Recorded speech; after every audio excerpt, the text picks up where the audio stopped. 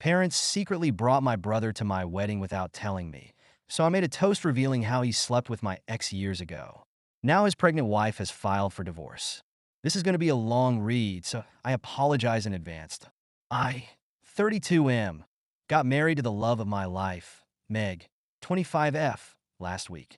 The wedding ceremony was beautiful, though it involved some drama that could have been avoided. To be honest, because of what happened, my brother might be going through a divorce. Hell has descended on me, and the family is hounding me day and night, asking me to make things right. But I genuinely do not feel that I am in the wrong, which is why I have come to you for opinions and insights. I do not share a good relationship with my brother, Colin, 34M. We used to be quite close as kids, at least as close as you would expect two brothers to be. It wasn't perfect. We had our share of fights, even as kids, but it was never a strained sibling relationship. I had his back, and I knew he had mine, so it was all good between us. Our parents always put family before anything and tried to instill those values in us as well. It's a shame I was the only one who reflected these values. 6 years ago, when I was 26, I started dating a girl named Shay, now 32F. I was madly in love with her, and everyone around me knew that. She was part of the same friend group I was hanging out with at the time, and I was besotted with her the minute I saw her.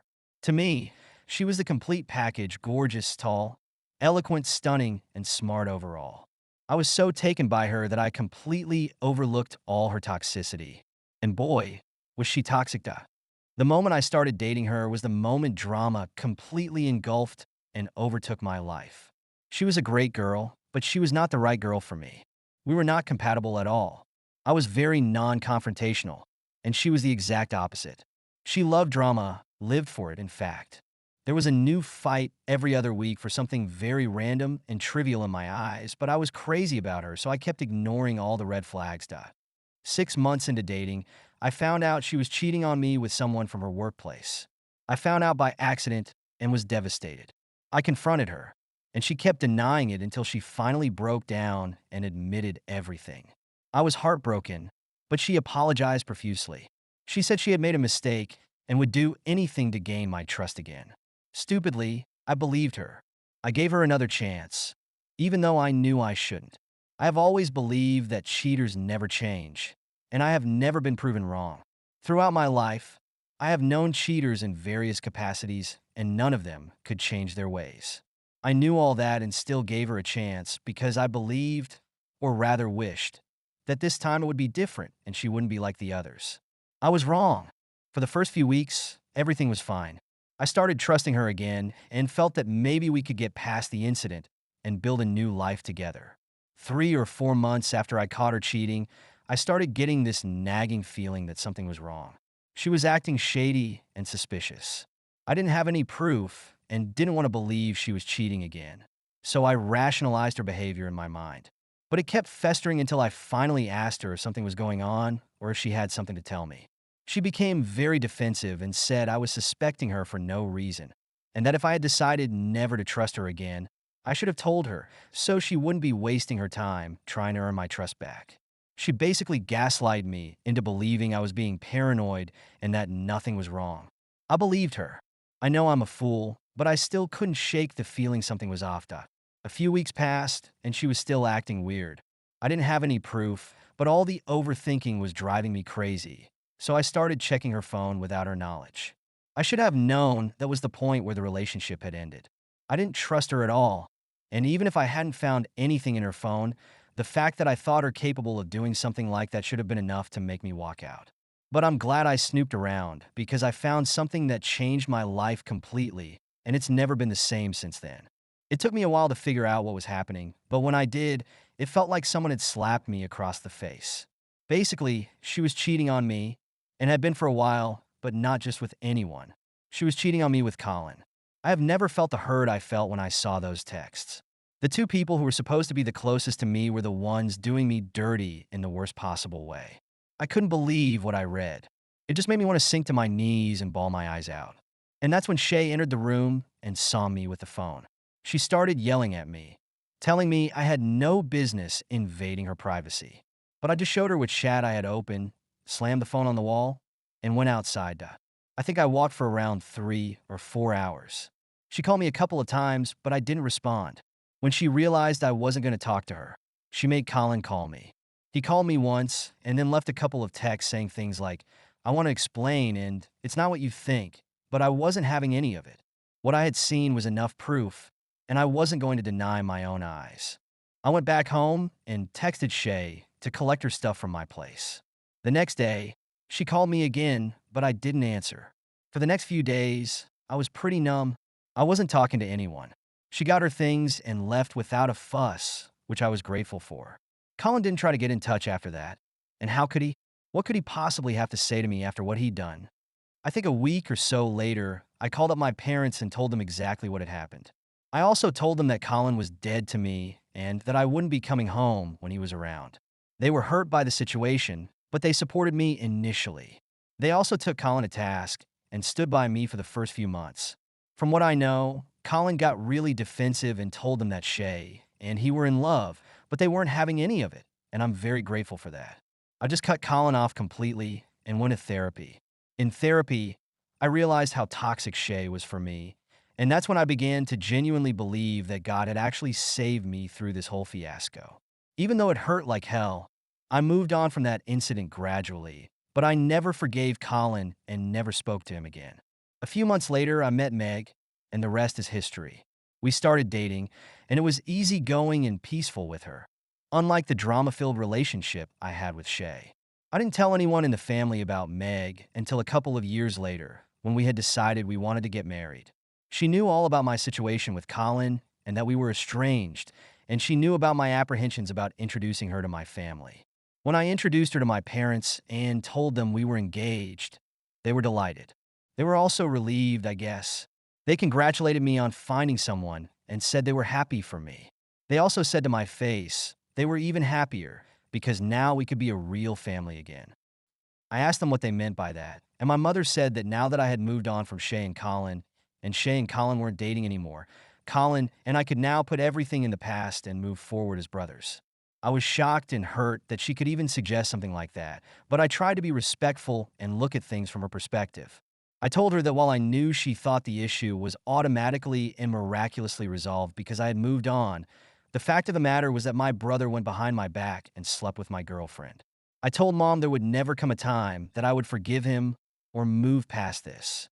It wasn't about Shay. It was about how Colin could betray me like that.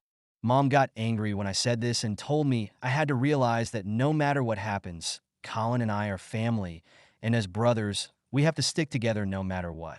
I told her this little family lesson should have been given to Colin too, that we stand by each other and remain loyal to each other no matter what. I told her he was the one who wronged me, and I was the victim, so I got to decide whether or not I wanted to forgive him. It was getting pretty heated between Mom and me, and Dad came to my rescue. He told Mom to drop it and not force me to do something I wasn't comfortable with.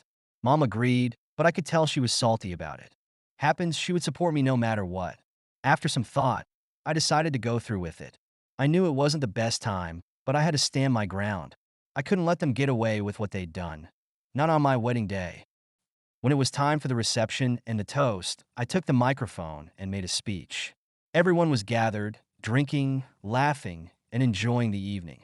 I thanked everyone for coming, shared a few heartfelt words about Meg, and how happy I was to be marrying her.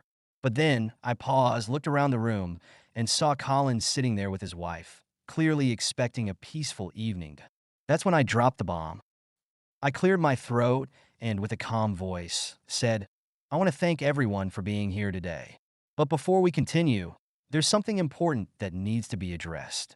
I turned to Colin and his wife and continued, I'm sure most of you here don't know this, but several years ago, Colin, my own brother, slept with my girlfriend, Shay. That's right, while I was in a committed relationship with her. He betrayed me in the worst possible way. And now, fast forward to today, his wife is filing for divorce because of it. So I guess, in a twisted way, I'm glad this came to light now, because I know I'm not the only one who's been hurt by him. There was a stunned silence in the room. I could feel the weight of the words hanging in the air, everyone processing the gravity of what I'd just revealed. I didn't care. Colin's face turned red with embarrassment, and his wife looked horrified. I didn't look at them, though. I kept my focus on the guests, on the people who deserved to know the truth. The silence was broken by a few murmurs, some gasps, and then, eventually, a few people awkwardly started clapping, unsure of how to react. It wasn't a celebration. It was more like a collective exhale. I continued, "This man here, my brother, betrayed me, and he's never apologized. He's never taken responsibility for what he did. So I want everyone here to know what kind of person he really is." At this point, Meg, who had been standing beside me, put her hand on my arm, and I could see she was a little taken aback by the boldness of my actions. But I could also see that she was proud of me for standing up for myself.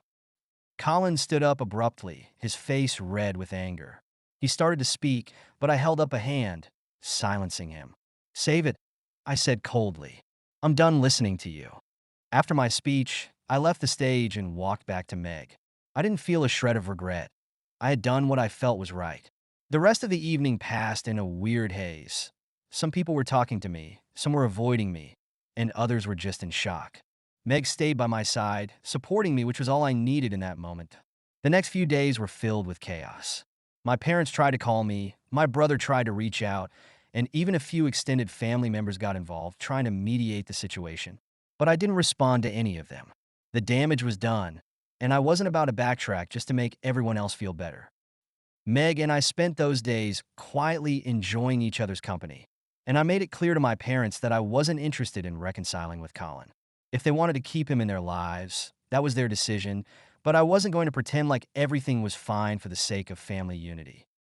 Eventually, Colin and his wife did get divorced. I didn't get involved in the details, but I heard through the grapevine that she found out about their affair long before I did and had been contemplating leaving him for months. She filed for divorce shortly after my wedding, and I guess I played a small role in her decision. As for my parents, they didn't speak to me for a few months after the wedding, but I didn't care. They wanted me to sweep things under the rug, but I refused. I wasn't about to let anyone manipulate me into forgiving a betrayal like that, especially not on my wedding day. It took time, but eventually my parents came around. They realized that they couldn't change what had happened, and they had to accept that I wasn't going to forgive Colin. Over time, they stopped pressuring me, and we found a new balance in our relationship. Looking back, I have no regrets. The wedding day was about me and Meg, and I wasn't going to let my past haunt me any longer. What happened between Colin and Shay was a dark chapter in my life, but it didn't define me. It didn't define my relationship with Meg either. I'm finally at peace with everything that happened. But if there's one thing I've learned, it's that family can be incredibly messy. You can't always control who betrays you, but you can control how you respond to it. And sometimes, the only way to protect yourself is to stand up and make the truth known, even if it's uncomfortable.